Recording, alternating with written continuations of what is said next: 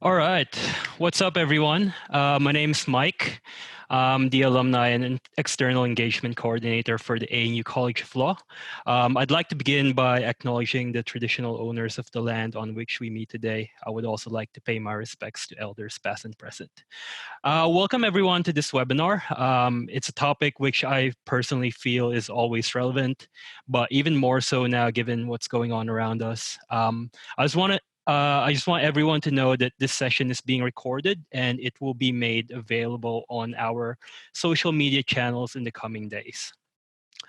Before I introduce and pass it on to our moderator, I just want to go through a couple of things. We'll have the discussion for about 40 minutes, after which we will have a 20-minute Q&A session with the panel members. Please feel free to send your questions at any point using the Q&A box below, and we'll try to get through as many questions as we can. At the end of this webinar, there will also be a quick survey, and I would appreciate if you can fill that out so we can see where we can improve in the future. I want to introduce our moderator for today, Yasmin Poole. Yasmin is an international relations and law honors student, and she was named the undergraduate student volunteer of the year in the 2020 ANU Alumni Awards. You also might have seen her on ABC Q&A and The Drum, and in fact, she'll actually be back on Q&A next week in a panel, so make sure you all tune into that as well. Without further ado, Yasmin, over to you to introduce our panel members and to kick off the discussion.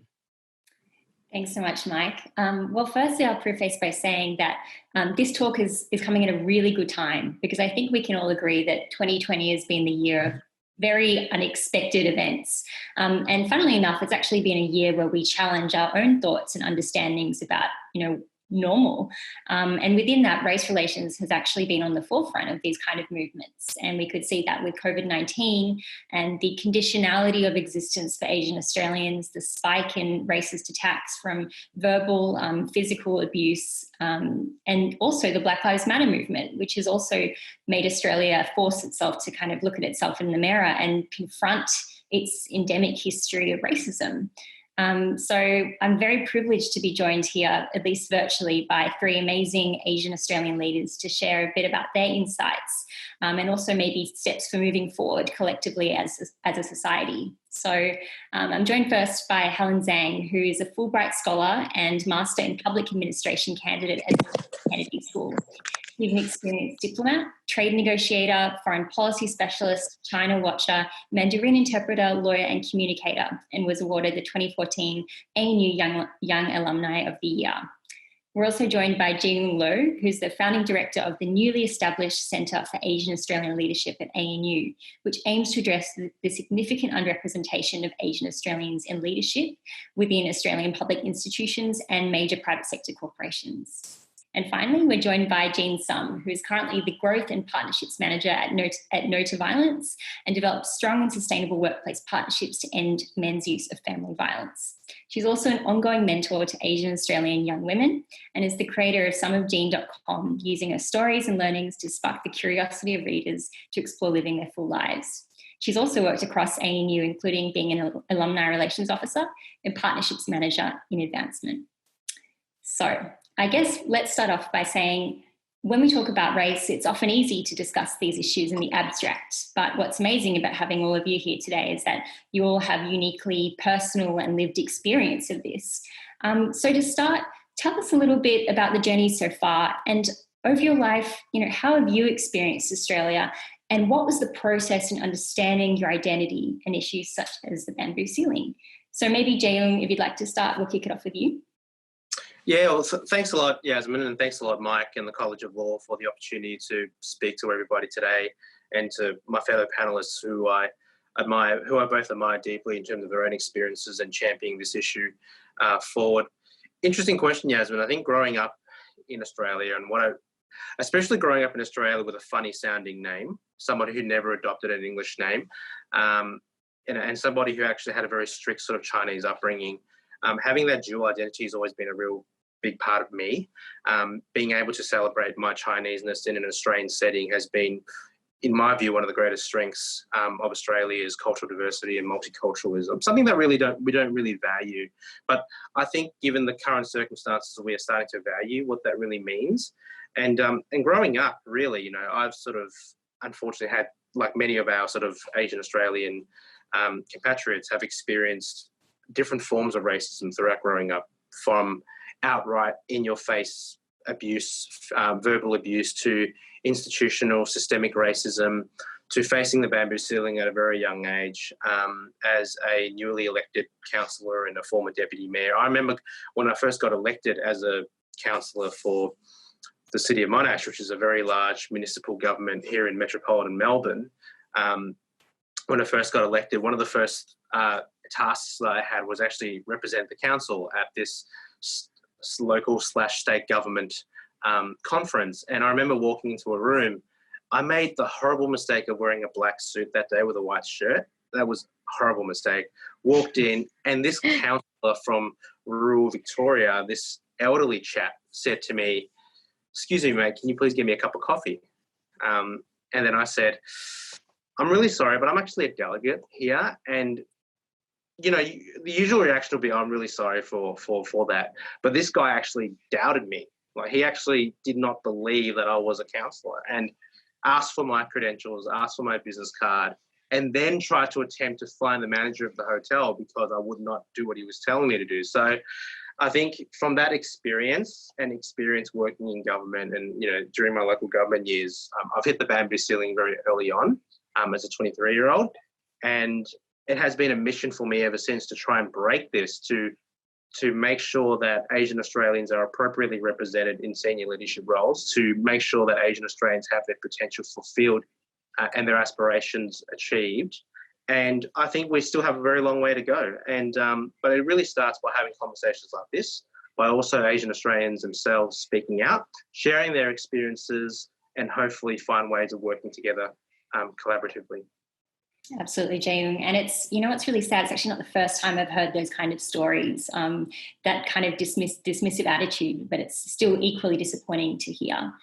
Jean, what are your thoughts on this? What have your experiences been in Australia, and how have you kind of grappled with your identity? Thanks, Yasmin. Before I talk a little bit about my story, I also want to acknowledge that land that I am standing on right now. It has nurtured and held me throughout these years, and I really want to acknowledge and express my appreciation for it. So growing up for me has been, I think, I would see it as almost having two identities when I was growing up, when I was a child. One was inside the home, and the other one was outside of the home.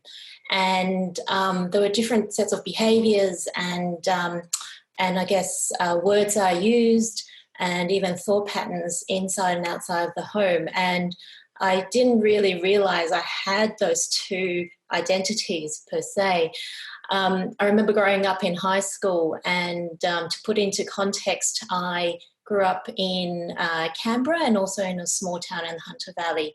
And that was a very different experience. Now that I'm in Melbourne, that was a very different experience growing up. I remember I was representing my high school one day, and we had delegates from different federal government departments. And this middle-aged white man, I was talking to him, we're talking, and he goes, "Oh, your English is pretty good." And I think that's a comment that a lot of us can relate to, unfortunately. And also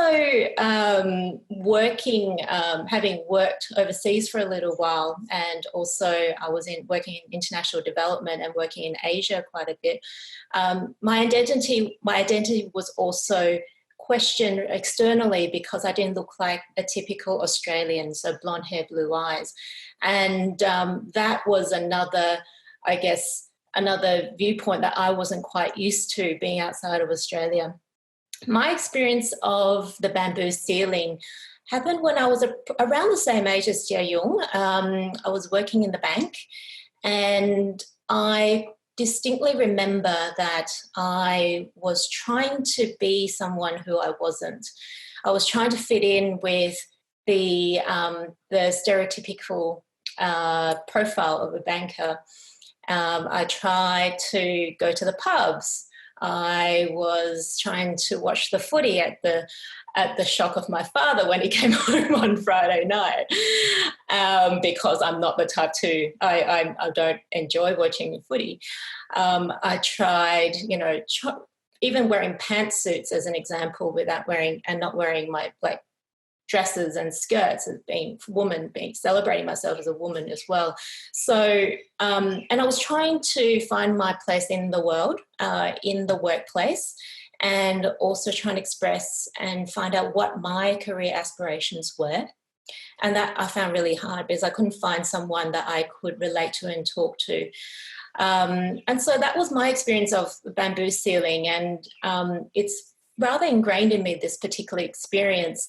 And in the work that I do in my own personal project, Some of Jane, it's about supporting mentoring Asian Australian women in their mid to late 20s to support them in finding what their strengths are, what they love, what they value, and to align that in their paths.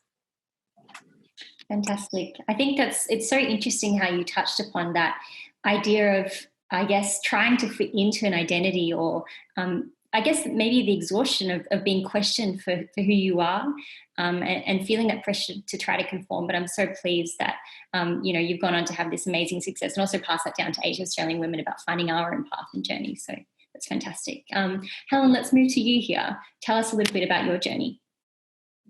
Yeah, so I moved to Australia when I was 7. And I think in response to your first question, I've always had a very comfortable relationship with my identity as like a bicultural person, with both an Australian identity and also my Asian or Chinese heritage. And I think I attribute my parents' the family environment that I was in for that, in addition to my school. I went to a selective high school in Sydney, which for those of you who know what it's like, it was predominantly Asian Australian kids. So I never really felt like I was out of place or that my culture was misunderstood. So I think that was probably not the norm. And also, thirdly, I grew up in Western Sydney, so it was a very multicultural place. But the first time I felt distinctly sort of Asian Australian was when I came to the ANU, actually, the Australian National University.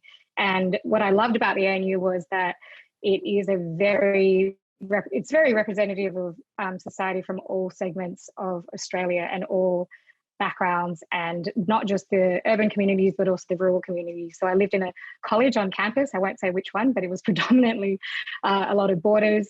And so that for me was a great experience because it sort of showcased, I think, the diversity of Australia and made me really introspect and reflect on how unique it was that I had this Asian Australian bicultural sort of identity.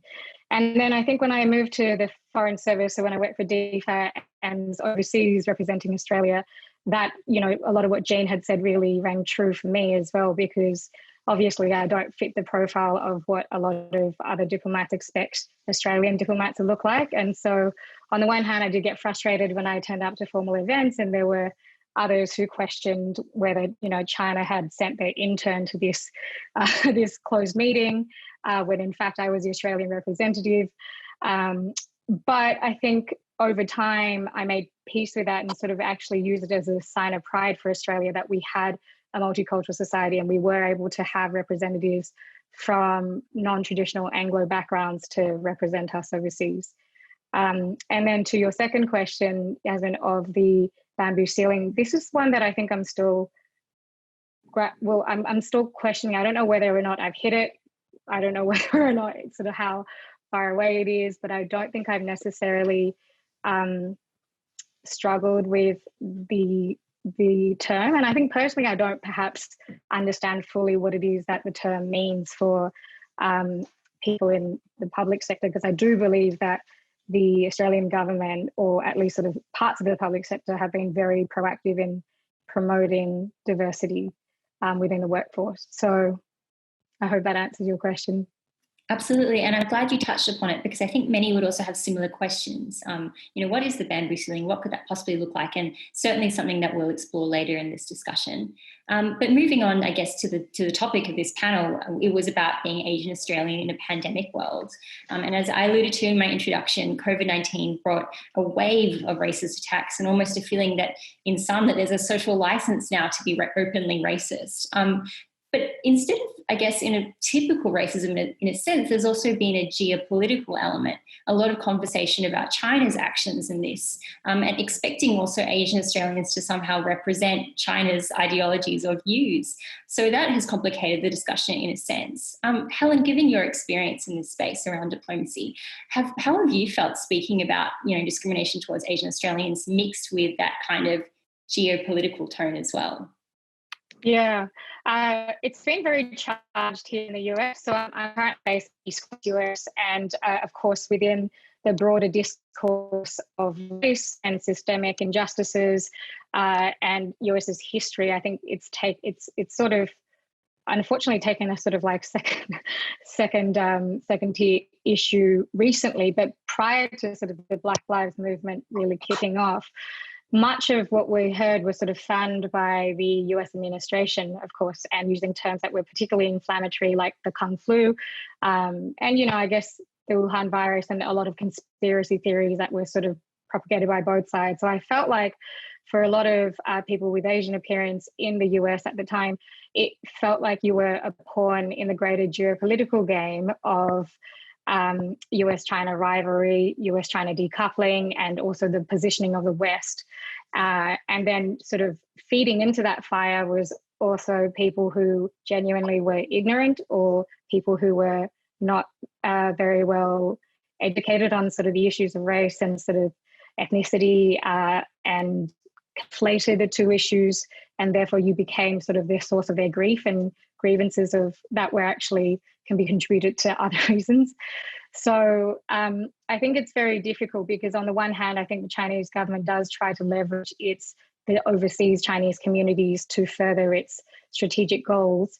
But at the same time, it's very difficult for people in the US and also in Australia to separate this idea of the Chinese party and the Chinese Communist Party and Chinese government versus the Chinese communities and diaspora people, minorities, ethnic groups.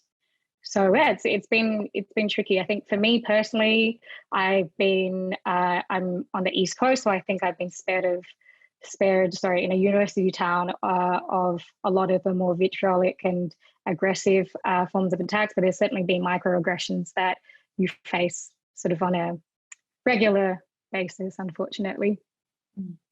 Absolutely, yeah. I always did think it was quite unfair that, Asian Australians are asking don't be racist and yet are expected to kind of defend the actions of a major, international power. And it's like, well, that's not really what we're saying. We're saying, don't treat me on what I look like on my appearance. It's difficult. Jieh-Yung, do you have any thoughts on this? Yeah, just thanks, Yasmin. Just to build on Helen's points. COVID-19 has made it difficult for being Asian Australian, but, it's actually even more difficult to being a Chinese Australian, not just experiencing through COVID right now, but also even previously, obviously, with the geopolitical tensions between China and the West. Chinese Australians have unfortunately become real collateral damage in the debate, especially for those Chinese Australians who feel the need to try and build a much more robust relationship between the two, because certainly, as an Australian of Chinese heritage, first and foremost, my interest is very much Australia's interest in terms of helping Australia navigate this important relationship. But because of our sort of Chinese heritage, we bring a very special, unique perspective to this relationship as well. And what we have seen in the last couple of years is that that's not really been sort of acknowledged. And in fact, it's been very difficult for individuals like me and so many others to express ourselves, because every time, and that's made it even more difficult because of China's latest comments about accusing Australia of being a racist country. And because of the geopolitical tensions, and by China seizing on that particular argument, it has made it difficult for us to actually call out racism as well, without people assuming that this is some sort of Chinese propaganda or some sort of a geopolitical play by China. I think what people need to remember is, racism is everywhere. It is not just specifically in Australia, but, and also COVID-19 inspired racism. Australia is not immune to that either, but we're very fortunate to be in a country where we can actually talk about this, like what we're doing right now. People actually forget to notice that there's also instances of racism happening in China as well, and unfortunately, specific groups within China are unable to call that out. But the real challenge at the moment is we're seeing a mix, as Helen was talking about. The confusion between separating the Chinese state from the country, from the political party, from the diaspora, from Chinese Australians, Australians of Chinese descent. The difficulty of getting that terminology right and getting that nuance right has always been a struggle for a lot of Australian policymakers. And I think we're not anywhere near in terms of fully understanding what these dynamics mean. And the concern I have is for people like us advocating for greater diversity and the reduction of racism might be seen by some naysayers as a Chinese propaganda ploy, which is completely incorrect. Mm-hmm. Absolutely. I think you touched upon a good point there, because I think it shows how very much Australia is still trying to figure out its identity and transitioning from that European identity to a Eurasian identity, and the inability to conceptualize Asians within a current identity that isn't either, for example, Chinese or you're white. There's being an Asian Australian and an Australian rather is something far more broader than, I guess, something that Australia still has to very much confront and work through. So I guess speaking of that idea of working through identity, touching upon the Black Lives Matter, it's become a global movement that has just triggered just wide-scale conversations about race more broadly, and perhaps how we conceptualize identity. But within that discussion, we've seen a lot of, for example, corporate statements speaking out about Black Lives Matter, individuals, people with influence, and there's been a lot of use about different kinds of terminology, from saying the word minorities to people of colour, to BIPOC. There's so many ways to phrase it. I'm quite curious to hear what you think about the kind of terminology that's used, because I think often leaders perhaps even inadvertently kind of other people of colour or other Asian Australians. For example, I've seen corporate leaders that don't say the word racism. They only use the word discrimination, almost as if it's a bit too of a crazy word to use in that setting. Jean, you mentioned a little while ago you were talking about the word minorities and how you were feeling towards that. What are your thoughts on terminology and perhaps also that word as well? I personally have probably, struggled a little bit in terms of finding a term that I'm comfortable with. And there are a lot of terms that I actually personally don't align myself or they don't resonate with me. Terms such as minorities, or even the term culturally and linguistically diverse people, immigrants, because I think what those words conjure up in our minds is that it's a separate group and there's a hierarchy, and the hierarchy where these words belong tends to be lower in the scale, and that's what I believe in, and I do struggle with a few of those terms. One of, I guess, a term that has been more popular in North America has been the term people of colour.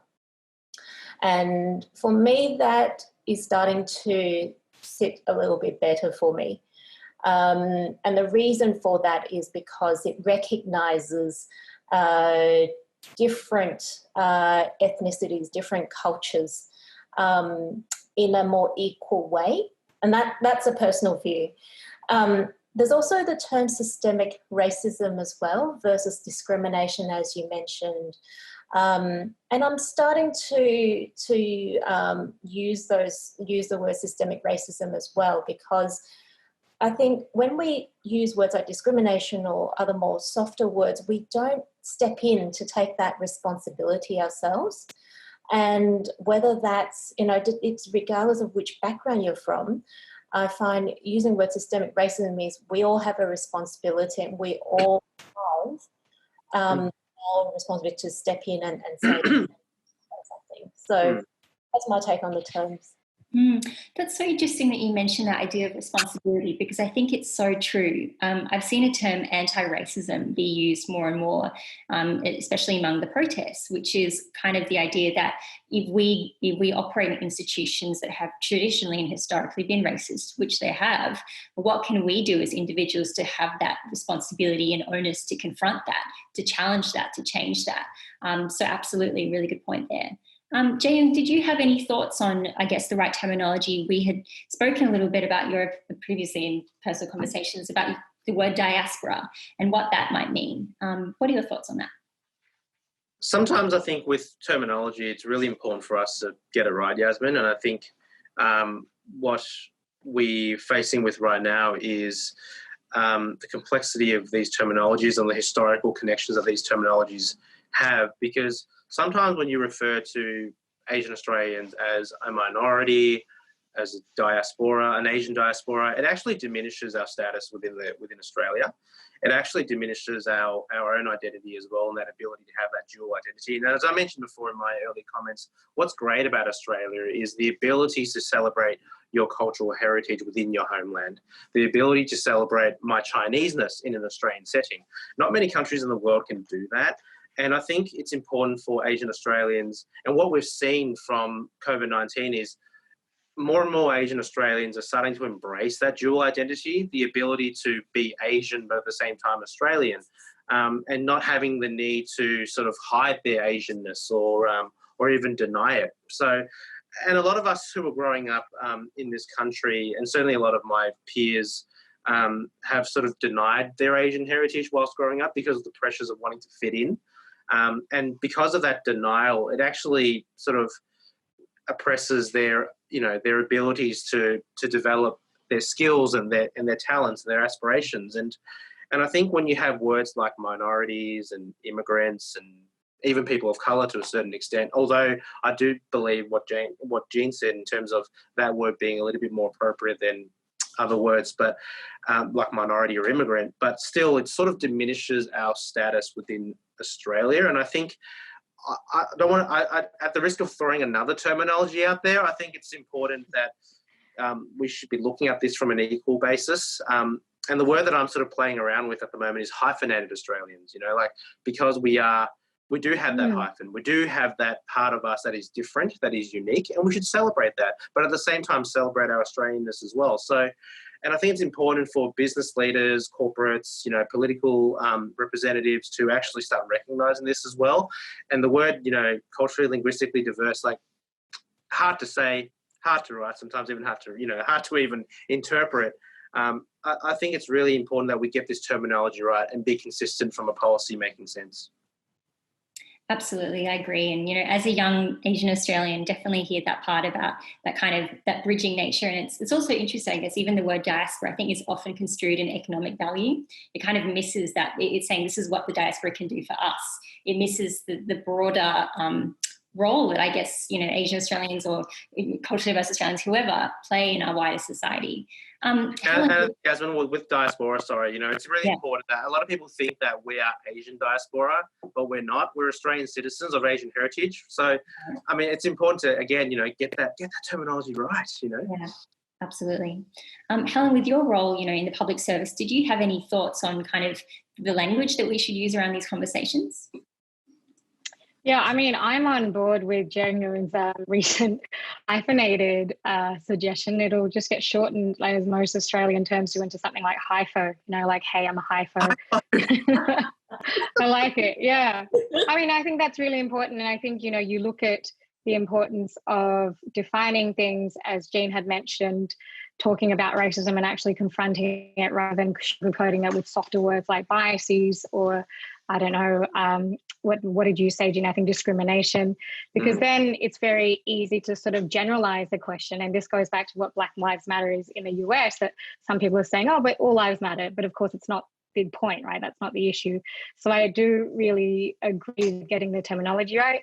To answer your question, Yasmin, I've sort of taken a step back from the public service this year, so I'm not sure what the latest sort of trend or sort of what the latest talking points are from that end. But I can say for me personally, I do see that the conversations around these issues in Australia have really matured since the time that I was at university, undergraduate at ANU. I started in 2005, and I think there just wasn't a discourse around it at all. And in fact, ANU at the time was the only university in Australia that even offered a dedicated Bachelor of Asian Studies degree. So, times have really changed is what I'm saying. And I think that terminology is something that will continue to sort of chip away at and become more succinct and focused and intentional in what we mean, rather than having terms that are flippantly interexchanged and confused, as we were saying, as Jieh-Yung was saying, with the diaspora term. Absolutely, yeah. I think even being a fourth year uni student, it's evolved from my first year. So I think it just shows, how even though it can be disheartening, I guess, talking about ongoing racism, there is progress made. Even in the language that we're using, I think is symbolic. Absolutely. So being conscious of the time, we have about 8 minutes until we can go to questions. Let's move to kind of next steps and practical advice. So we've touched upon the problem right now, but I think the next pressing question will be, what now? So on a personal and also institutional level, how can we confront concepts like the bamboo ceiling, systemic racism, and also just racism more broadly ingrained within our society? Jean, moving to you, with your role in mentoring young Asian Australian women, and also conscious of the fact that this is run by ANU and the College of Law, of which are many young people that would be really interested in this, how can, as young people especially, can we confront these kind of problems? Thanks, Yasmin. I'll answer from the perspective of the individual, and I'll leave it to the other panellists around the institutional. I think it's a very fine balancing act for young Asian Australians at the moment. The balancing out of understanding what their own identity is, and also finding their place in the world as well, and navigating all that with the complexities of geopolitics, with COVID, with everything that's happening at the moment. It's quite tricky. So I'd like to break that down into two different categories. So firstly is internal in terms of looking at myself. I think number one, it's about listening to your own voice and also listening to your body, because the body holds a lot of intelligence. For example, the word gut feel, right? If you're in a meeting and it doesn't sit right, listen to that, because that's a perspective that others may not be able to bring in a meeting, in a workplace situation. And that's where your value is as a young Asian Australian. Find the courage to step in and to speak up. And that means taking very small steps that are comfortable for you, and in environments that you can nurture that courage and voice to come out. And that doesn't mean, your first one off the rank is commenting on Twitter or commenting on a major article. It's whatever is comfortable for you. And also learn to embrace the Asian Australian qualities. So for me, I see respect, humility, thinking before speaking, and also a multi-dimensional approach to problem solving. So I think these are qualities that really add to the way we interact with the world and also in the environments that we are in. Secondly, with the external component, it's really important to find, I know it's very cliche, but it's very important to find your tribe. And by that, I mean finding your friends, your allies, mentors and champions who will be there to support you and help you walk along the way, because it can be quite a lonely path and you need others with you on that journey. And on that point, it's about building networks. And when you're building networks, I'm not talking about throwing your business cards in a meeting nilly-willy to 100 people. What I'm talking about is try to show more of who you are and what your views are in particular situations, and also how you're feeling. For example, some of the questions that we've received from young Asian Australia is, I've tried talking with my friends and family and my in-laws about the racism that I'm experiencing during COVID, but they all just, they'll roll their eyes and go, oh, well, it'll be fine. It'll be just like history repeating itself and things will settle. That's not really helpful. So I think finding a way to express your feeling, how it's impacting on you, helps to bring others along on that journey with you. And thirdly, I mentioned earlier about the different qualities, respectful, humility, thinking before speaking. These are really, really useful to make yourself heard in the workplace. And you can actually play with it in a very clever way. So I just want to wrap that up to say there is a lot of things that we can do internally and externally. And if you ever want to reach out to myself or anyone else who you think who resonates with you, want another friend, another person to walk with you on that journey, please feel free to reach out to me. Thank you. Thanks so much, Jieh-Yung. Jieh-Yung, let's obviously, given with your work at the centre and focusing on kind of that institutional element, what do you think that businesses and perhaps wider institutions can do to break that bamboo ceiling? Oh, it's very hard to top what Jean said, actually. But I think from an institutional perspective, we really need to find the bandwidth to actually tackle this issue head on. And we could really learn something from the push for greater gender equality within the workplace and within boards, and also the same-sex marriage campaign, the marriage equality campaign as well. I think, calling this out is really the first step. It's really important to call this for what it is, and it is, institutional racism, the existence of the bamboo ceiling that exists because the figures are there and the stats are there. Over 95% of our senior leadership positions are held by Anglo/European people with Anglo and European heritage, and less than 5% are those from a non-European heritage. Despite that, over 12 to 13% of the Australian population has Asian heritage. So when people assume that Asian Australians are a minority, that's not a minority. 12%, that's a pretty big chunk of the population, but it's not reflected in our senior leadership positions across from business to the media to politics to the public service to the not-for-profit sector. I think it's really important for us to, number one, call this out, for people within the workplace to actually identify this, but also even speak to your colleagues about it. When you go into a meeting and when you see that lack of representation, call that out. When you speak to your managers and speak to your directors about what's the company's plan on cultural diversity, where is the commitment for cultural diversity? You're doing great things on gender and in addition great support for Indigenous recognition, but what about cultural diversity? We can no longer become the poor cousin of diversity.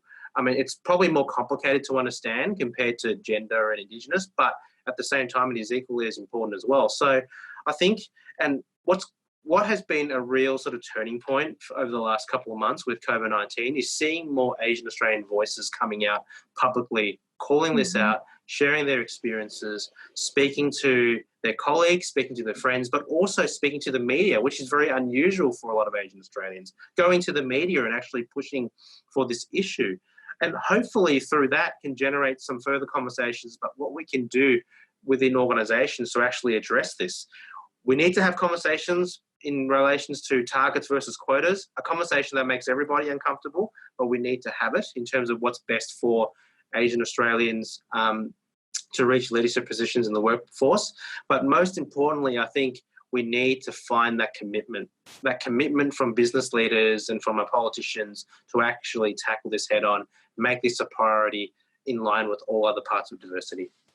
Absolutely. Thanks, Jieh-Yung. I'm just conscious of the time, Helen. Unless you wanted to add something really quickly, you might head to questions. Yeah, go ahead. I mean, I would just wanted to actually commend both my fellow panelists for their excellent answers. I think it's really tough, actually, because to deal with all those issues, and obviously they're actually rather than over me. But I do think that on a positive note, I can see a trend of increasing sort of leaning into these issues from a younger generation of Asian Australians, whether that be because of social media and that there's more platform dissemination of this information or for other reasons. But I do think that the trend is generally a positive one. Absolutely. Hitting our first question here, this is quite an interesting one. Someone was saying, whenever I discuss racism and discrimination against Asian Australians in the form of systemic racism, microaggression, etc., with Anglo-Australian friends and family, they tend to roll their eyes and shrug it off, saying that this will pass, like what happened with the Italian and Greek Australians. With the onset of the pandemic, these conversations have become harder. How can I get through to them? And are there any insights we can take from Italian, Greek, etc. experiences to help us deal with this? Interesting question. Did anyone have any thoughts on that? I think the complexity right now is that it's probably different from, like, if I look at even the first waves of racism racism against Asians back in the Pauline Hanson and John Howard days, is that we've got more media outlets, number one. So in terms of social media, people have more platforms to speak up. Then there are also the geopolitics that Helen and Jieh-Yung have talked about. And with these two additional factors, it's a lot more complex in how we can respond. And in a way, I find that hard work alone is not going to get us through this.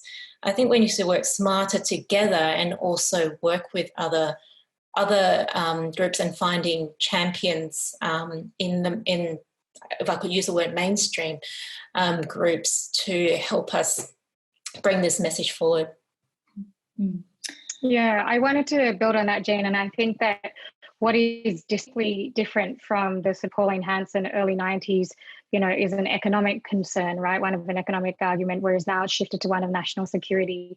And so by virtue of that, you have a lot of points or issues that can be inflamed and attributed to Asian Australian groups, which I think rings to probably causes more alarm amongst sort of the Australian community than what was experienced by previous waves of migrants. So I think within the macro scale of the global sort of decoupling from China and the US, it's just a very inflammatory situation at the moment. Mm-hmm. I would say, Yasmin, on building what Jean and Helen have mentioned, I think with those other specific groups mentioned in the question around the Italian, Greek communities, and also the Jewish community as well, is that they're very much, they've done very well in terms of integrating within mainstream Australia, not just at the business level or the community level, but especially the political level. I think that's something that Asian Australians have not yet been able to break through. And having the ability to actually talk about Asian Australians as part of the Australian narrative has also been a big part of that as well. Like we don't hear a lot about, successful Australians of Asian descent in our national storytelling, but we have so many fantastic, historical figures, but also champions in the past that have made, and also champions now that have made a huge difference to Australia. But we don't talk about that. But most importantly, I think that absence of political representation is a huge part as well. We don't see Asian faces in the parliament, with the exception of the great Penny Wong. But other than that, there's not many. And Gladys. There are not many representatives, and it's hard because then people don't see you at that sort of mainstream level. So when people talk about racism, it's a bit more complicated than all the other groups, in my view. But also the geopolitical element that Helen and Jean have mentioned. Absolutely, we talked about before.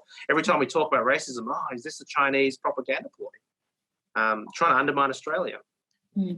Yeah, I think on that as well, the media has a really important part in kind of stoking those flames, if you will. And that's also to touch upon another question where someone has said that, the media has been complicit in the sustenance and rise of racism and discrimination against Asian Australians through its stereotyping and also kind of using Asian Australians as a scapegoat to kind of generate outrage, especially around COVID-19 and even the kind of images that it's using in the headlines and in the news. Do you think that media diversity has a role to play here? What are your thoughts on the portrayal of Asian Australians in Australia and especially in the media? Well, I mean, we could all, I think if we can all take a couple of steps back and think about that awesome MasterChef episode about instant noodles. I mean, not sure whether, Helen, did you catch that episode? I saw that. Yes, I saw that even all the way from here. Yes. I mean, great. It brought tears to my eyes. Oh, absolutely. Mainly because I miss Migren. It was phenomenal to be able to watch, Asian heritage celebrated on mainstream television, and also on a program other than border security or like some sort of news bulletin about COVID-19. So, I think it was a real moment for a lot of Asian Australians, and seeing the conversations on social media after that proves how powerful media portrayal can be, and how many great Asian Australian stories we still have.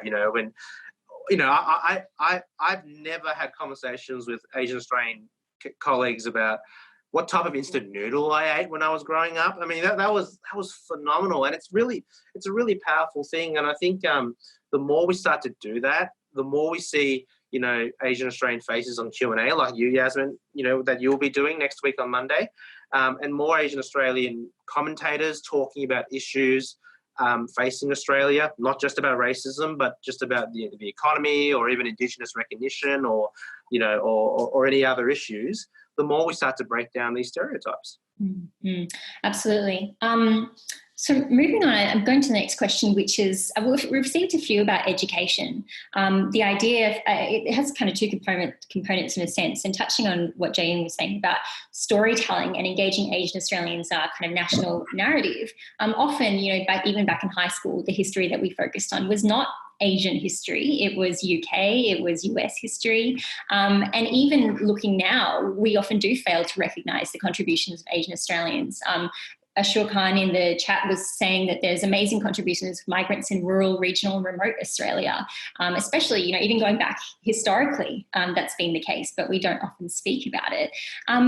Helen, I'm wondering, you mentioned that there's a role of Asian Australians to play in, I guess, foreign diplomacy. Do you also think that there's a role in kind of celebrating those Asian Australian stories in what the image that we present to Australia internationally? And also happy if any panellists had anything to add on that question as well.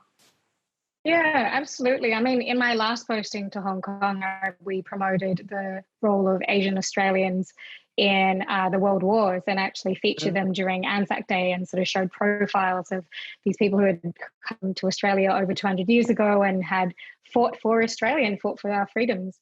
So I think it absolutely is an integral part of our public policy overseas to educate the rest of the world, even places like Scandinavia, where you think that they've got a lot of sort of wokeness when it comes. Well, they do. Sorry, I don't do inverted commas. They are very progressive on that front.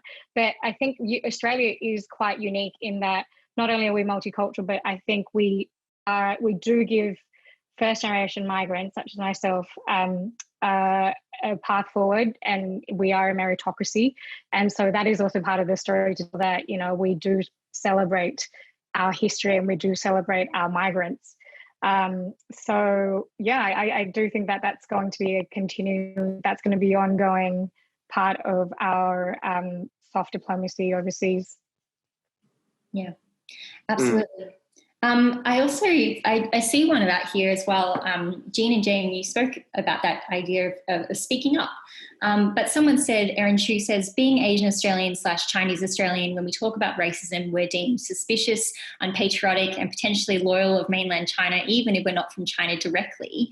How do we change that narrative, which is being normalised by Australian politics? And I think also the heart of that question is, how do we also speak up?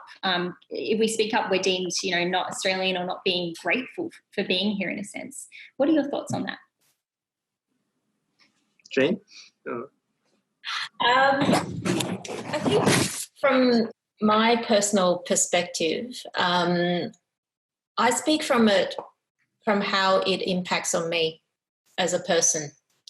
And for me to come to that personal connection level, I'm able to express the hurt that these racism comments and acts and actions and behaviours are having on myself, and also share the experiences of my friends and people I know and the mentees I work with. And if I find that when I go from that perspective, I'm able to bring people along on a human journey rather than purely on a nationalistic or country or nationality perspective. So for me, I find that that's what works, and perhaps Jieh-Yung will have a different perspective around a really good point that Erin has raised. I'm not as deep and as wise as Jean. So, but I guess, you know, from that perspective in relation to Erin's question, and that's a great question, Erin. The concern that I have at the moment is for a lot of Chinese Australians who might hold a more of a nuanced or a balanced view about China or about geopolitics, feel that it's very difficult for them to speak up, because if they do, then they're seen as not showing loyalty or allegiance to Australia. And it certainly happened to me personally, in terms of my own sort of writing and commentary about the Australia-China relationship, and, you know, offering more of a pragmatic and a policy approach, more of a balanced approach, I would argue, to China, has been seen by a lot of people as, you know, you're not patriotic, you're not Australian, you're selling Australia out, you know, and the word treason was even used in a couple of tweets. You know, number one, you know, extremely hurtful to even, you know, question my allegiance and my commitment and love to this country, the only country that I know of, by the way, for a lot of it, you know, the country I was born in, and the only country that I've called home. But because of those experiences, I think it's going to actually discourage a lot of Chinese Australians and Asian Australians from actually being involved in things like politics and social reform and civil society. And also, the fear that I have is that Chinese Australians might be forced to actually condemn China to prove their loyalty. And that's what I'm really worried about, is, you know, because that places a lot of us with dual identities, with cultural heritages, with both sides, in a very difficult position. I always think about George Takei when he talks about, you know, the difficult experiences he had, you know, when he was, you know, when World War II erupted, when he was put into an internment camp, you know, and my mother will be the first to tell me that if there is conflict between China and Australia, I'll be the first one going into an internment camp. And sometimes for a lot of us, that is a real concern, and that's why we don't want to see tension rise between both sides. But at the same time, we need to do our democratic duty, and that is to speak up and to echo these thoughts. And the real concern I have right now is there's no space for the other opinion or the alternative opinion in the public sphere at the moment. And the last thing I want to see is for Chinese Australians to be wedged in this geopolitical tension and not being able to speak their mind without having their loyalties questioned. And I think that's a real genuine concern at the moment for a lot of Chinese Australians. And almost held to a higher account, right? A sort of high level of accountability, to always be to be second guessed about what your intent is and where your loyalties lie. So absolutely, Jay, I think I echo all your sentiments there. On that, actually, it touches upon a question which talks about that idea of not having space and feeling like we aren't able to speak up. But it says, Alan Wu asks, what are panellists' comfort with the term white supremacy, which perhaps most clearly describes the dynamics of racial power in Australia and many other white settler societies? Perhaps that could be part of the conversation about why exactly the space isn't there.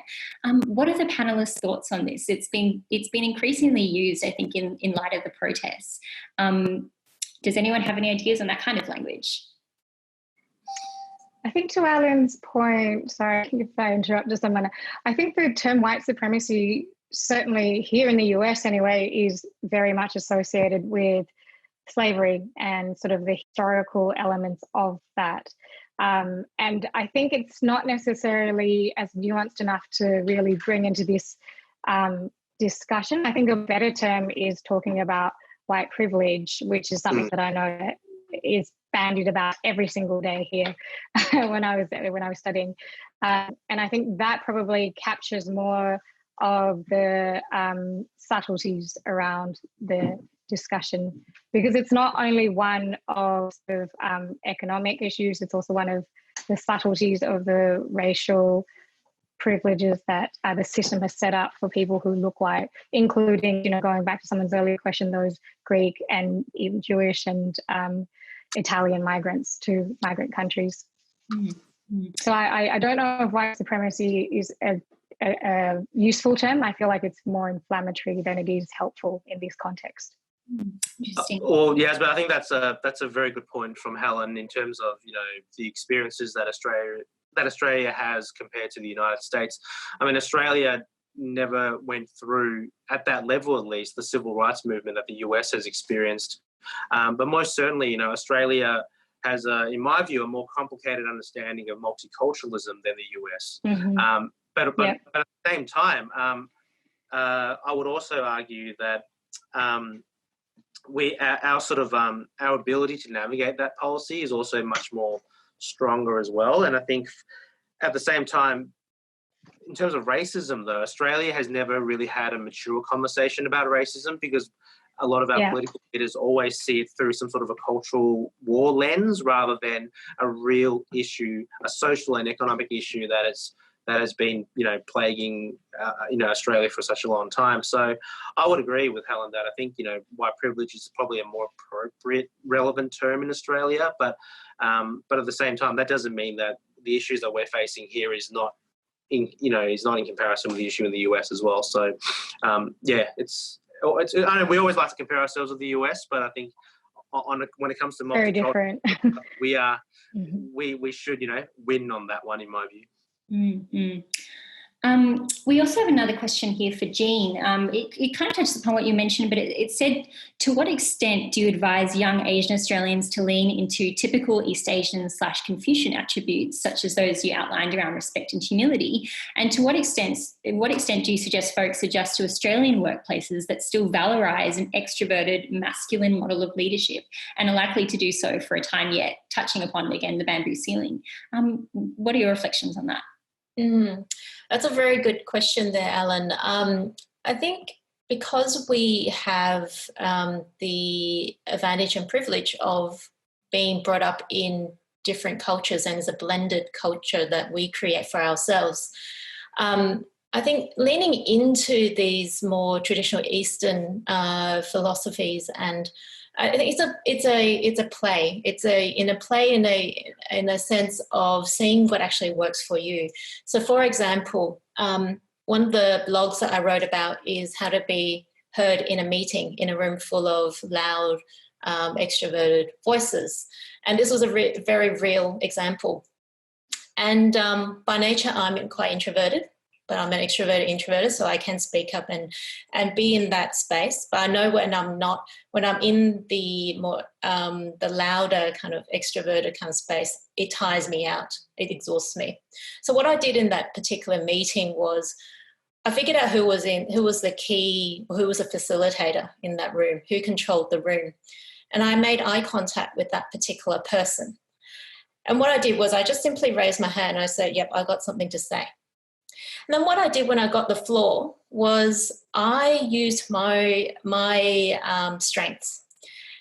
Number one, I chose my words very, very economically.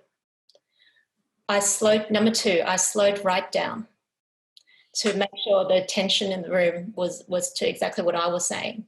And number three, what I did was actually lowered my volume to the opposite of what was happening in the room.